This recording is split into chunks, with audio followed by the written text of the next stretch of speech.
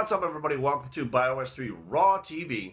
So, we're going to talk a little bit today about this whole, padding your off-season calories and, giving you a better jump so that you have more to use when you cut. All right, I put out the video about obese and brainwashed, about how some of these trainers, coaches, whatever you want to call them, push the fuck out of the calories in the off-season.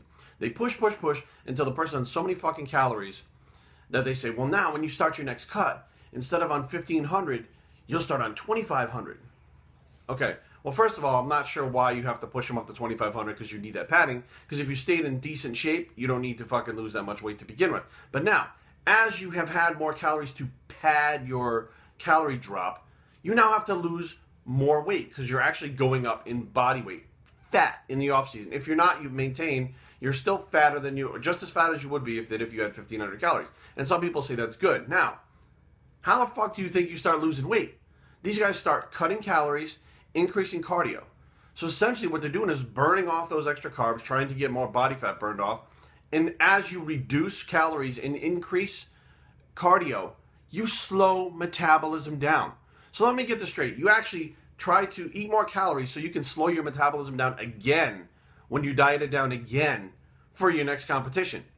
Wouldn't it make much more sense to diet down for a show, speed up your metabolism as you're dieting, so that when you're done with the show, your metabolism is not slower, it's faster. Every single fucking cut that I do, or my people do, at the end of the fucking cut, when we're getting ready for a show, we're eating more calories at the end than we were at the beginning. Why? Because the metabolism has increased. Where 99% of other people, and especially these people who have damaged metabolisms and metabolic adaptation, I'm not talking about Layne Norton. Layne Norton figured out the whole metabolic disorder. He's not the one that caused it, okay? All these people that have the metabolic damage have cut calories like a motherfucker and increase their cardio to sometimes 2 to 3 hours a day of cardio and like 800 calories. Similar to the HCG diet, that bullshit that was out that obviously fucked a bunch of people up. Now, what am I getting to here? A lot of people are dieting wrong. Coaches are dieting wrong. It's done the wrong way, okay? There are two different ways to do things. There are the way that's okay and the optimal or right way, period. And then there's the wrong way. So there's three ways to do things. Now, let's just say, for instance, let me put it this way. I've seen stitches be done before. Someone cuts himself, they go to the doctor, they get stitches. Now, technically, after I've seen it done, I can do stitches at home.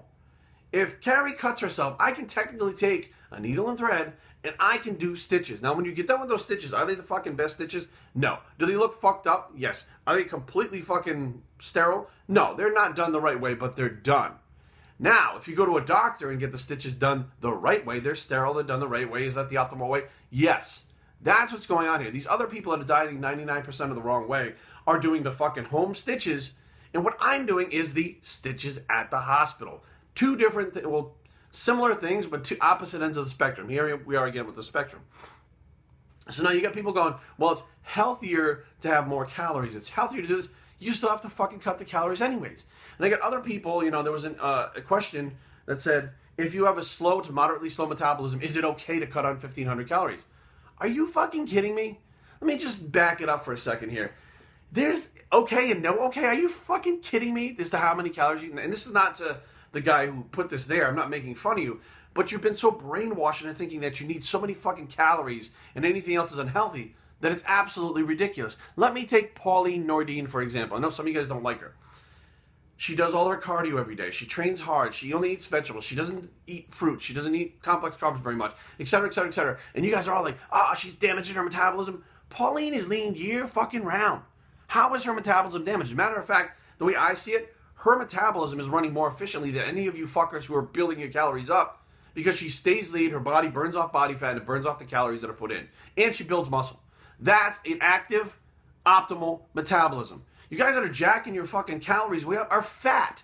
You were fat, you're getting fatter, so you're going to bring your calories that you're trying to trick the body when you're already fat. Rather than getting lean and staying lean and having optimal fast metabolism, you're fucking yourselves up. There is no guaranteed exact calories. 1,500 calories is not a magic number where if you go to 1,500 or below, you have a fucked up metabolism. I have a friend personally, I see her every day in the fucking gym, a former training partner. This girl eats about 500 calories a day. top. She barely fucking eats. Now, she also does cardio every day. She does her weight workouts every day.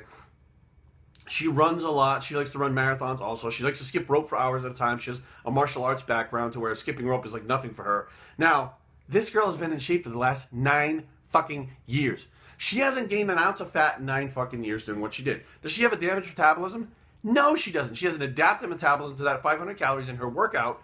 And if she started shoving pie and cakes and all kinds of shit in her mouth like all these other girls do with metabolic damage, she would get fat. The bottom line is she has willpower, she has discipline, and that's what it takes to be in shape unless you are genetically blessed. The problem is these people with metabolic damage and are jacking their calories up don't have willpower whatsoever because they're always falling off their fucking diet. Fell off track, back on track now. Fell off track, back on track now. Had a bad couple of days, back on track now. That's what you see over and over again. And then, I got to hire this coach because they push a lot of calories and they let me have junk days. So your coach is basically coddling you to let you know it's okay to fuck up left and right.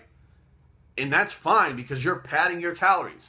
Well, you're wanting to be a competitor. And you're wanting to compete. And you're wanting to be successful. And you don't want to go home with last place. And you don't want to go up on stage and look like shit. But you don't want to take the time, discipline, and work in the off season to do what you have to do to be that good. You want to fuck around. And this is the bikini division and the physique division for men and women have opened up a whole new, different kind of mind, different kind of frame of mind for competitors where everybody and their fucking brother wants to compete, but they don't understand what it takes to actually get on stage and be in shape for the stage. So they fucking don't have that mindset of train year-round hard, diet year-round hard, stay lean. They go, show, off-season is supposed to be fun time, playtime. While the other competitors who really want to do well and really have their eye on the prize are busting their fucking ass in the off-season and fucking training and dieting and staying lean, and they get on stage and whip their ass, and the other person, they're not healthy. It's not about fucking health when you're competing. It's about bettering yourself in the year before and fucking winning and doing what it takes to accomplish your goals, period.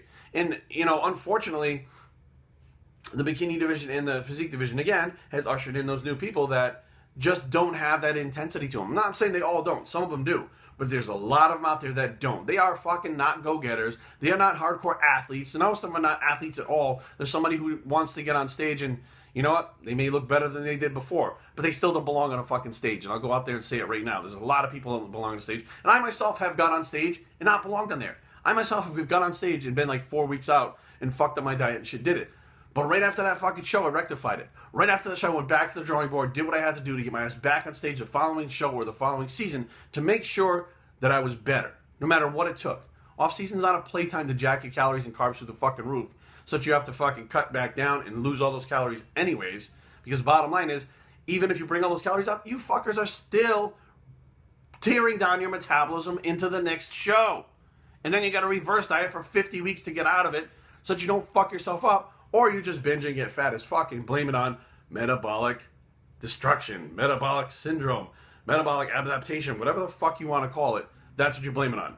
How about eating less fucking Twinkies and ring dings? Or how about eating no Twinkies and ring dings, eating some fucking vegetables, continuing to do your cardio and train hard, and staying in shape and looking like a competitor year round? That works a lot better. Biowestrytraining@gmail.com. Leave comments down below. But, fucking go ahead and fight these out, motherfuckers. Because some of you guys on here that are fighting, and it's actually good fights. It's arguments that are not, douchebag arguments. You're actually kind of getting some good fights going. www.biowestrytraining.com is the blog, and this is the Go Ahead and Fight It Out bicep, and we're out.